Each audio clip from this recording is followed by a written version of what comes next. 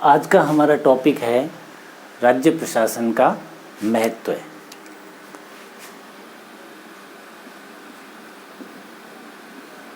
राज्य प्रशासन का महत्व, सार्थकता या उपयोगिता।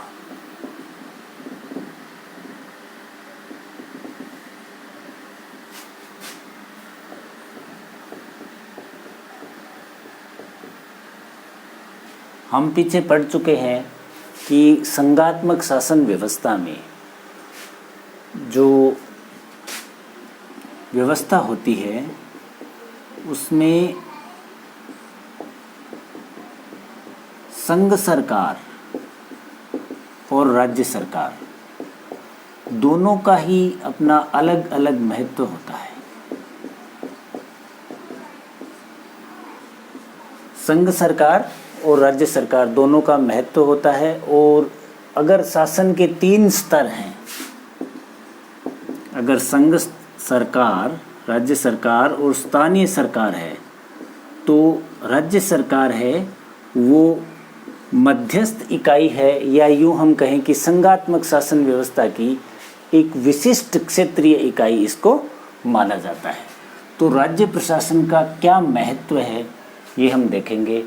हम जो भी उदाहरण लेने वाले हैं वो भारत के परिप्रेक्ष्य में होगा, क्योंकि हमारे सिलेबस में इसी की बात हम कर रहे हैं। तो राज्य प्रशासन क्यों उपयोगी है इसको हम देखते हैं। विशाल भौगोलिक क्षेत्र जहाँ भी होता है वहाँ अक्सर संघात्मक शासन व्यवस्था देखने को मिलती है। विशाल भौगोलिक क्षेत्र का अर्थ है बड़े बड़े देश। तो बड़े देशों में शासन के एक से अधिक स्तर पाए जाएंगे। तो ऐसे जो विशाल भौगोलिक क्षेत्र होंगे वहाँ पर हमें जलवायु अलग अलग देखने को मिलेगी। किसी राज्य में कोई राज्य है वो बहुत ठंडा प्रदेश होगा, कोई राज्य गर्म प्रदेश होगा, कोई पर्वतीय होगा, किसी में रेगिस्तान होगा, और अलग अलग प्रकार की विशेषताएं हमें देखने को मिलती है। तो अगर वहाँ पर स्थानीय परिस्थितियों के अनुसार प्रशासन नहीं किया जाएगा तो वह सफल नहीं होगा। तो विशाल भौगोलिक क्षेत्र वाले जो प्रदेश होते हैं वहाँ पर राज्य प्रशासन का महत्व है वो स्पष्ट होता है। विशाल भौगोलिक क्षेत्र के पश्चात हम देखते हैं कि अगर विभिन्नताएं बहुत अधिक पाई जाती है, वेरिएशंस बहुत ज़्यादा हैं, वो सांस्कृतिक हो सकती है, सामाजिक हो सकती है, इस प्रकार की विशेषताओं में विभिन्नताओं के साथ जो प्रशासन किया जाता है उसमें राज्य प्रशासन अपनी भूमिका बहुत अच्छी तरीके से निभाता है। वो जाति के आधार पर, धर्म के आधार पर, भाषा के आधार पर, जैसे हम भारत में देखते हैं कई प्रकार की जातियाँ, कई प्रकार के धर्म पाए जाते हैं और लोग अलग अलग भाषाएं बोलते हैं।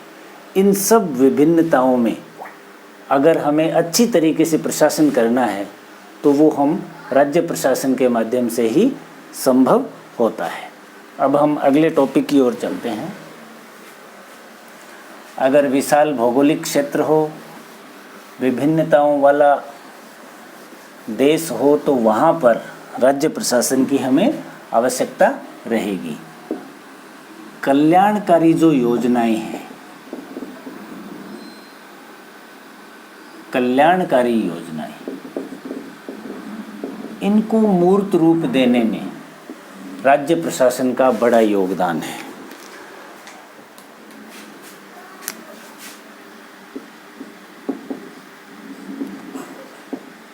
संघ सूची, राज्य सूची व समवर्ती सूची, इनके बारे में हमने पढ़ रखा है अनुच्छेद 246 के तहत ये 3 प्रकार की सूचियों का वर्णन है। संघ सूची में वे मामले जो केंद्र सरकार को देखने होते हैं, और राज्य सूची में कौन से मामले रखे जाते हैं जो कल्याणकारी कार्यों से संबंधित होते हैं, वे राज्य सूची में रखे जाते हैं। तो कल्याणकारी योजनाओं को मूर्त रूप देने में राज्य प्रशासन का सीधा योगदान होता है। अब हम बात करते हैं लोकतांत्रिक विकेंद्रीकरण की।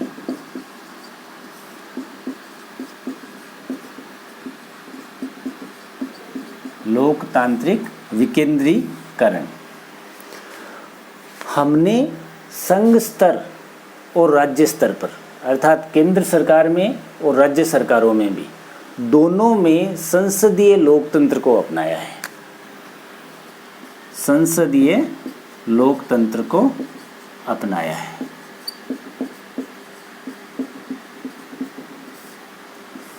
तो जो भी योजनाएं होंगी संघ सरकार की या राज्य सरकार की, उनको स्थानीय स्तर पर स्थानीय परिस्थितियों के अनुसार लागू किया जाएगा। स्थानीय स्तर पर तो राज्य और जिला, राज्य और जिला इस लेवल पर समस्त योजनाओं का क्रियान्वयन निश्चित होता है। तो संघ सरकार की, केंद्र सरकार की जो योजनाएं हैं उनका क्रियान्वयन भी राज्य स्तर पर होता है तथा जिला स्तर पर होता है, और समस्त प्रकार की राज्य सरकार की जो योजनाएं हैं उनका क्रियान्वयन भी राज्य स्तर पर या जिला स्तर पर या उससे भी नीचे लेवल पर स्थानीय स्तर पर होता है। तो ये लोकतांत्रिक विकेंद्रीकरण में राज्य प्रशासन का बहुत ही अहम योगदान होता है। इसके बाद हम देखते हैं कि राज्य होते हैं, राज्य प्रशासन वो राष्ट्रीय एकता के एक मजबूत स्तंभ के रूप में उभरे हैं। ये राष्ट्रीय एकता को भी सुनिश्चित करते हैं। राज्य प्रशासन राष्ट्रीय एकता को भी मजबूती प्रदान करते हैं। कोई भी राष्ट्र होता है वह राज्यों से या उसकी इकाइयों से ही बनता है। तो सामूहिक रूप में अगर सभी राज्य सरकारें अच्छा कार्य करेंगी तो वो राष्ट्र का योगदान होगा, वो राष्ट्रीय एकता को मजबूत करेगा, और राष्ट्रीय एकता को मजबूत करने में विभिन्न राज्य हैं वो इकाई के रूप में अपना योगदान करते हैं। तो राज्य सरकारें जो स्थानीय मामले होते हैं, स्थानीय मसले या मामले होते हैं, उनको अपने स्तर पर ही उनका हल निकाल देती है। इसीलिए ये राष्ट्रीय एकता में योगदान करने में एक मजबूत स्तंभ के रूप में उभरा है, और हमें ये राष्ट्रीय एकता के लिए काम करने के लिए प्रेरित भी करते हैं कि किसी राज्य में अगर कोई राजनीतिक मामले हैं, कोई भी विभिन्नताओं की वजह से अगर कोई विवाद होते हैं, तो उनको राज्य सरकार के स्तर पर ही सुलझाना और पूरे देश में एकता का भाव रखना राष्ट्रीय एकता के लिए ज़रूरी है। तो इस मामले में भी राज्य प्रशासन है वो अपना सकारात्मक रोल अदा कर रहा है।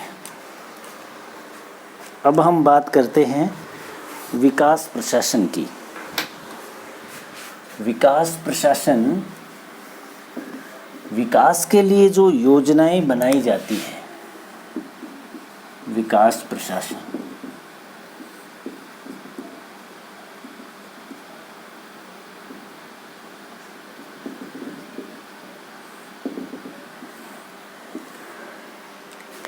विकास के लिए जो भी योजनाएं,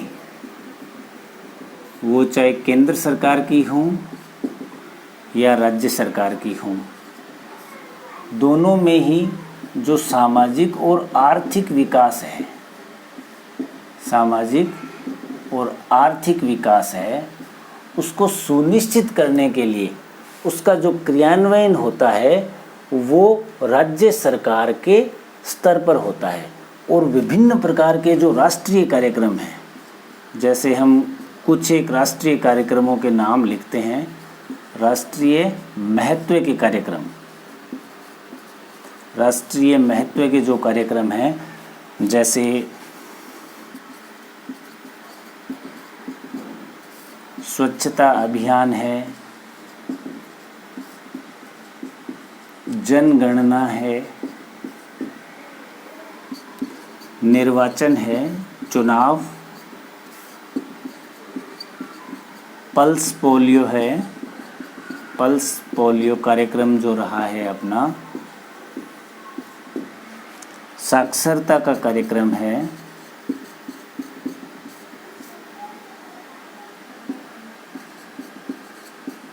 और रिसेंटली हम देख रहे हैं कि ये जो कोविड-19 की जो महामारी है उस पर नियंत्रण पाना, ये सारे कार्यक्रम हैं, ये राष्ट्रीय महत्व के समझे जाते हैं। स्वच्छता अभियान, जनगणना, निर्वाचन, पल्स पोलियो कार्यक्रम, साक्षरता, महामारी नियंत्रण, इन सब कार्यों में राज्य सरकारों की, राज्य प्रशासन की और स्थानीय स्तर पर जिला प्रशासन की बहुत बड़ी भूमिका अभी हमने देखी है।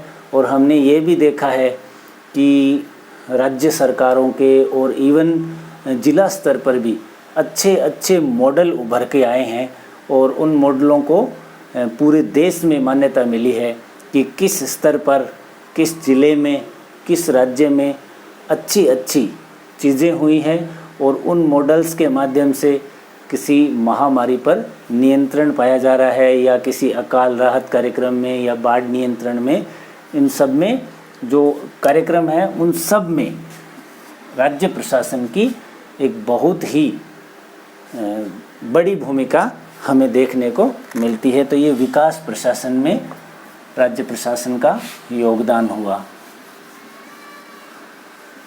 इसके बाद हम देखते हैं कि जो राज्य प्रशासन है वो जनसंपर्क का माध्यम है, जनसंपर्क का माध्यम।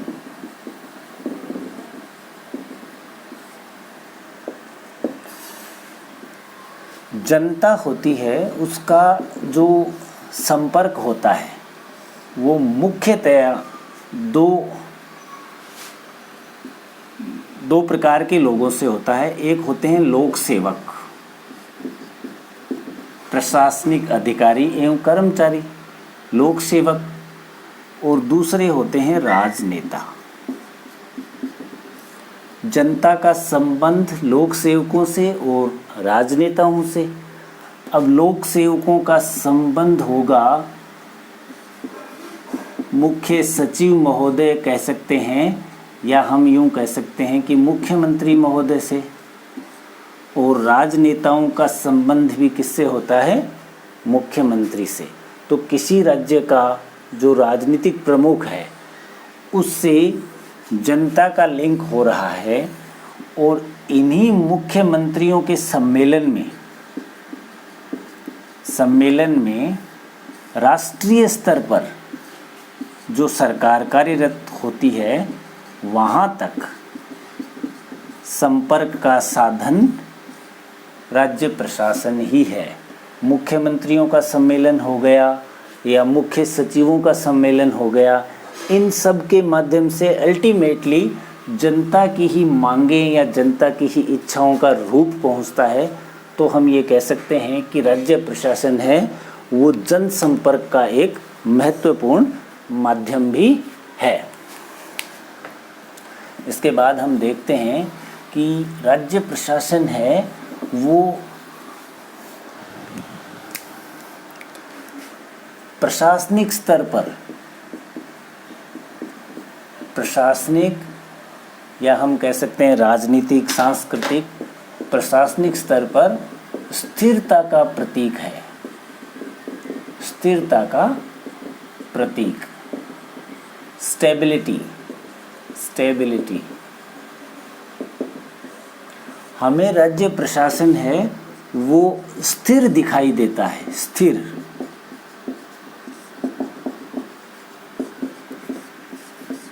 राज्य प्रशासन हमें स्थिर दिखाई देता है। हो सकता है कि संघ स्तर पर राजनीतिक रूप से अस्थिरता हो, लेकिन फिर भी हमें राज्य प्रशासन स्थिर दिखाई देता है। ऐसा क्यों होता है? क्योंकि जो लोक सेवक हैं या कार्मिक हैं, उनकी एक बड़ी संख्या, यानी पूरे देश में जितने भी कार्मिक कार्यरत हैं उनका लगभग 80% भाग राज्य सेवाओं में कार्यरत है। इसी कारण पूरा राज्य प्रशासन हमें स्थिर दिखाई देता है। और हो सकता है कि संघ स्तर पर केंद्र सरकार में राजनीतिक अस्थिरता भी रहे, लेकिन हमें फिर भी राज्य प्रशासन या सरकार है वो स्थिर दिखाई देती है। ये सब राज्य प्रशासन के माध्यम से ही होता है। तो ये सब राज्य प्रशासन के और भी कई आयाम हो सकते हैं, जो हो सकता है मैं बता नहीं पाया हूँ, लेकिन फिर भी इन मूल जो मुद्दे हैं इनमें राज्य प्रशासन का महत्व और सार्थकता, उपयोगिता है वो स्पष्ट हो जाती है। संघात्मक शासन में अपने देश में सरकारों के 3 स्तर हैं, संघ सरकार, राज्य सरकार, स्थानीय सरकार। राज्य सरकार है वो मध्य स्तरीय ढांचा है, और ये जो राज्य प्रशासन के कार्य हैं ये मूल रूप से एक कनेक्टिंग लिंक है संघ सरकार और जनता के बीच में। और इसकी जो महत्वपूर्ण इकाइयां हैं वो है राज्य स्तर पर, और स्थानीय स्तर पर जो जिला प्रशासन है वो इसकी धुरी होता है।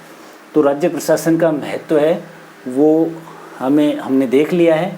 अब राज्य प्रशासन के सामने जो चुनौतियां आती है वो कौन कौन सी चुनौतियां होती है उसके बारे में हम अगली क्लास में पढ़ेंगे।